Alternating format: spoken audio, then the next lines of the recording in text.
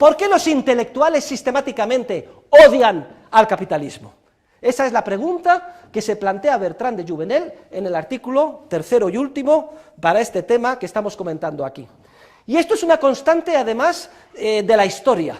Ya desde la antigua Grecia, los intelectuales más distinguidos, empezando por Sócrates y terminando por Platón, incluso incluyendo al propio Aristóteles, veían con recelo, si es que no odiaban a muerte todo lo que oliera a actividad mercantil, empresarial, artesanal o comercial. Y hoy no tengan ustedes ninguna duda, desde los actores y actrices de cine, todos completamente contrarios a la economía de mercado.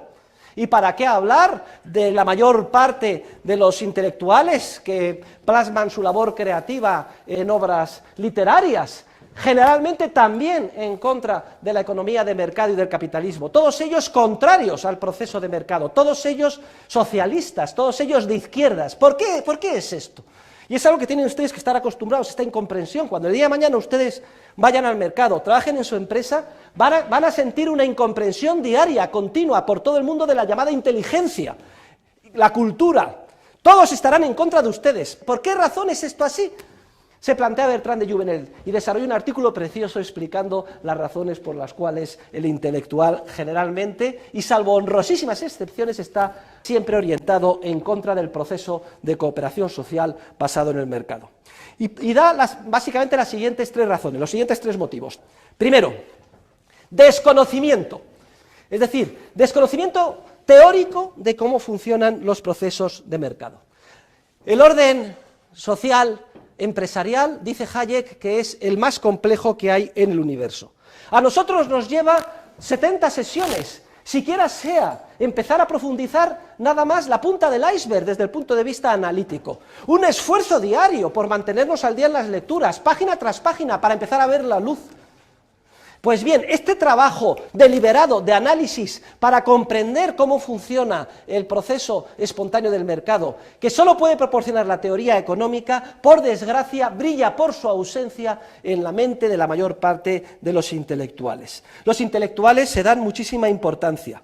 Los intelectuales piensan que han estudiado mucho, pero la mayor parte de ellos son unos completos ignorantes en lo que se refiere a la ciencia económica. Y esa es la primera razón que apunta Bertrand de Jouvenel.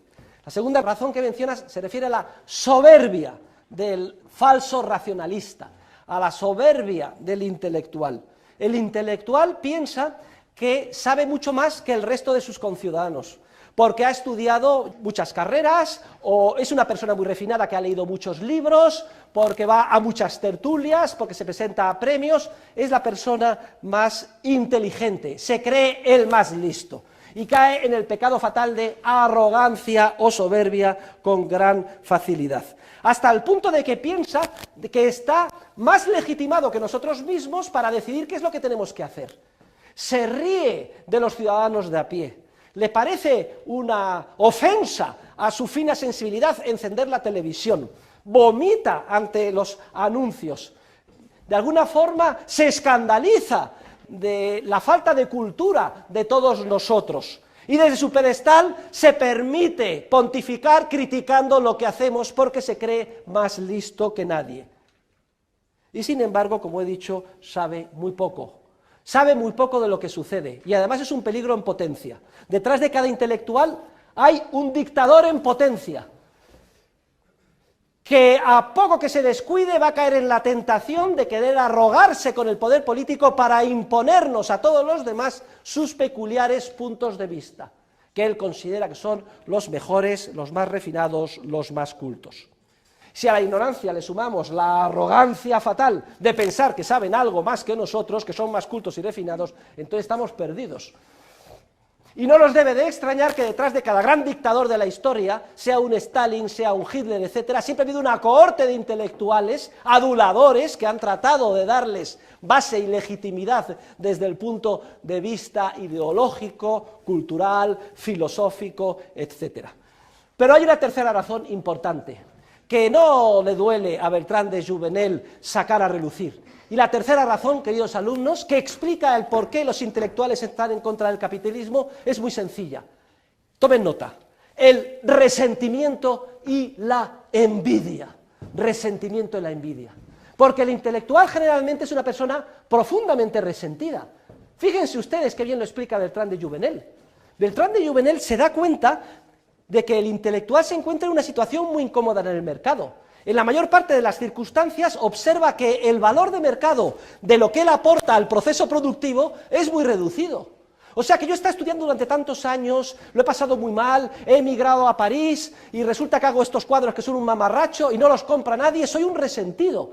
Algo podrido está en la sociedad capitalista cuando no valora como debe lo que yo hago, mis supuestos poemas, mis refinados artículos o mis novelas. Y en todo caso, aunque tenga suerte, aunque me ponga de moda, aunque me convierta en un Saramago, nunca lo es lo suficiente, nunca se me paga lo suficiente, teniendo en cuenta todo lo que yo hago como intelectual, sobre todo en comparación con la basura que me rodea. Y luego lo que no puedo resistir como intelectual es que a lo mejor un súper ignorante, un burdo, un inculto empresario gane 10 o 100 veces más que yo, simplemente porque está vendiendo cualquier cosa absurda, como por ejemplo pollos, o botas, o bañadores en el mercado a las masas, y se está forrando. Esa es una sociedad injusta, dice el intelectual. A los intelectuales no se nos paga lo que valemos, y sin embargo, a cualquier chiquilicuatre gana 100 o 200 o 1000 veces más que yo, simplemente porque se dedica a producir algo que las masas incultas demandan: resentimiento y envidia. Y somos humanos, queridos alumnos.